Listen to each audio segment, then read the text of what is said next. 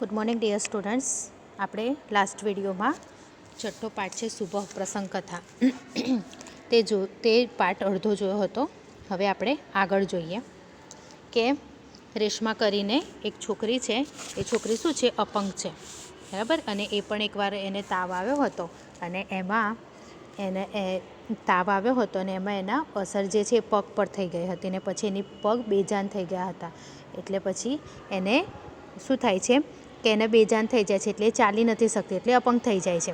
એટલે આજે આપણે આગળનો વિડીયો જે છે, આગળનું પાર્ટ છે તે જોઈએ. परिवार के सभी सदस्य, पिताजी, छोटा भाई गोलू, दादाजी सभी उसे बहुत प्यार करते हैं. वह सबकी आँखों का तारा है. એટલે કે રેશમાને બધા જ એટલો પ્રેમ કરે છે, બધાની આંખોનો તારો છે, એટલે એને ખૂબ જ એને પ્રેમ કરે છે. એના પપ્પા, નાનો ભાઈ, દાદા, દાદી, મમ્મી બધા જ. माँ ने रसोई घर में सारे बर्तन, डिब्बे, बोतलें नीचे उतार कर साफ कर दिए थे. કે મમ્મીએ શું કર્યું હતું કે જે રસોડાની સાફ સફાઈ કરવાની હોય બધું ઉતારીને એ બધું સાફ કરી દીધું હતું.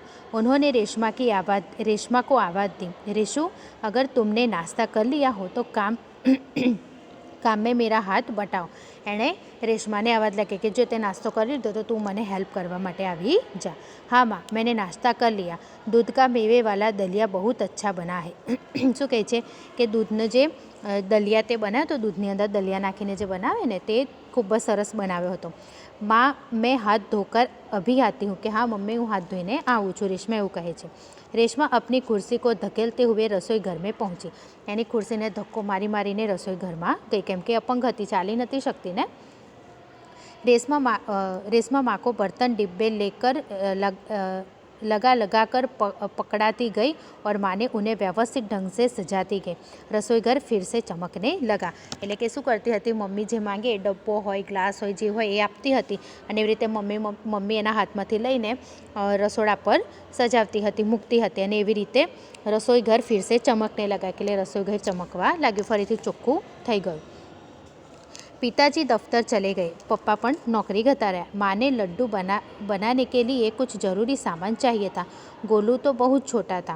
दादाजी बहुत बुजुर्ग थे કે એમને સામાન જોઈતો હતો લડ્ડુ બનાવવા માટે, પણ દાદા દાદી તો बुजुर्ग હતા અને જે નાનો ભાઈ હતો એ તો ઘણો નાનો હતો. माँ को लड्डू बनाने के लिए कुछ ज़रूरी सामान चाहिए था. गोलू तो बहुत छोटा था. दादाजी बहुत बुजुर्ग है. अब सामान लाए कौन? माँ परेशान थी. रेशमा ने कहा, सामान मैं ले आऊँगी. શું કહે છે કે મમ્મી હું સામાન લઈ આવીશ એવું કહે છે. બસ आप मुझे सामान की लिस्ट और एक थैली दे दीजिए. કે તું મને લિસ્ટ અને એક થેલી આપી દે. तुम ले आओगी अकेली? माँ ने पूछा. हाँ माँ, एक बार पहले भी तो लाई थी. रेशमा की आवाज़ में दृढ़ता थी. कि मम्मी હું એકવાર તો હું લઈને આવી હતી, એટલે હું લઈ આવીશ, તું મારી ચિંતા કરીશ નહીં.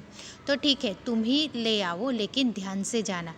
આપણે ગમે તે છે, આપણે તમે સ્કૂલે આવો છો, ટ્યુશને જાઓ છો, કશું વસ્તુ લેવા, મમ્મી શું કહે છે, ધ્યાનથી સાયકલ ચલાવજે, હા, બહુ ફાસ્ટ સાયકલનો રસ્તો જોઈને ક્રોસ કરજે, એવું બધું સલાહ આપે છે. માને ચિંતા હોય છે પોતાના બાળકની, એવી રીતે મમ્મીને પણ રેશમાની ચિંતા છે. સારા સામાન નુક્કડવાલી દુકાન से ही लाना. કે ત્યાં દુકાન છે અહીંયા નુક્કડવાલી એટલે કે એટલે નાકા ગલી પાસે જે દુકાન છે ત્યાંથી લાવવાનું છે. થોડી देर बाद रेशमा सारा सामान लेकर लौटी. થોડીક વાર પછી રેશમા બધો સામાન લઈને આવી. उसने गोलू को आवाज़ दी, गोलू ये लो तुम्हारे लिए टॉफ़ी लाई हूँ. શું કહે છે, ગોલુને અવાજ આપી કે લે, મેં તારા માટે ટ્રોફી ચોકલેટ લાવી છું. गोलू टॉफ़ी पाकर खुशी से उछलने लगा, खुश થઈ ગયો. कुछ ही दिन बीते थे. एक दिन शाम को रेशमा का घर दियो से झिलमिल प्रकाश से जगमगाने लगा. દિવાળી હતી ને એટલે જગમગવા લાગ્યો. આપણે રોશની પ્રકાશ કરીએ છીએ ને, દીવો સળગાવીને મૂકીએ છીએ. पूरा मोहल्ला जगमगा रहा था.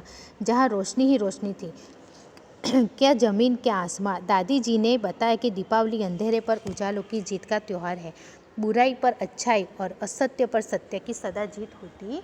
દાદીએ કીધું હતું, બરાબર, કે જે રામ કેવી રીતે વનવાસ કરે છે ને આવે છે ને એના પછી દિવાળીનો તહેવાર, એટલે કે અંધકારમાંથી રોશનીનો તહેવાર. કે બધું જે આપણે કોઈની સાથે મતભેદ હોય, આપણે કોઈની સાથે ના બોલાય, ઝઘડો થાય, બધું ભૂલીને નવેસરથી આપણે આપણે ફરીથી આપણું જીવન ચાલુ કરવાનું છે, એનો આ त्यौहार છે। एक दिन रावण को पराजित कर राम अयोध्या लौटे थे। उसी खुशी में यह त्यौहार मनाया जाता है।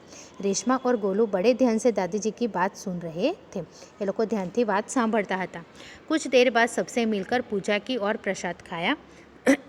पूजा करी अने प्रसाद खाओ। गोलू अपने दोस्तों के साथ पटाखे छुड़ाने में मग्न हो गया। एमा ए मग्न थई गयो, एमा ए तल्लीन थई गयो। रेशमा अपने दादा दादी के साथ फुलझड़ियाँ जला रही थी। इतने में रेशमा ने क्या देखा कि गोलू के जिस पटाखे को बुझा हुआ समझकर छोड़ दिया था, उसमें से चिंगारी निकलने लगी है।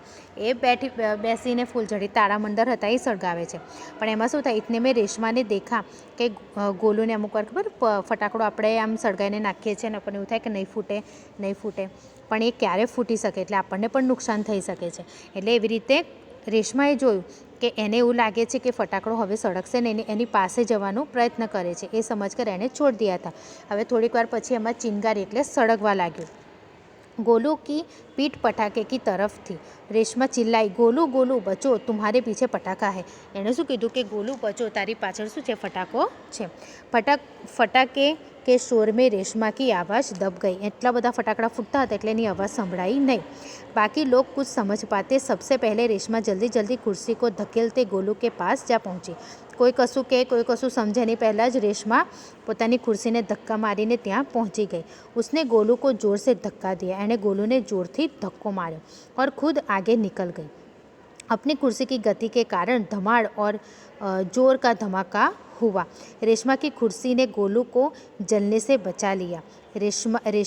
रेशमा की फुर्ती ने एना जोश ने एना जुस्साए गोलूने ए सળગી जतो ने एने कई नुकसान थतुं एमांथी एने बचावी लीधो।